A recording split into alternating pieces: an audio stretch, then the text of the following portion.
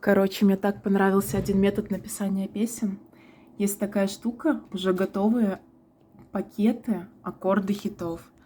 Тут можно брать уже готовые песни, допустим, Moscow Never Sleep. И здесь содержатся MIDI-файлы аккордов этих песен. Мы просто как конструктор перетаскиваем в наше рабочее пространство. Еще можно вывести аккорды, показать. Extract to chord track. Сразу смотреть. Выбрать инструмент.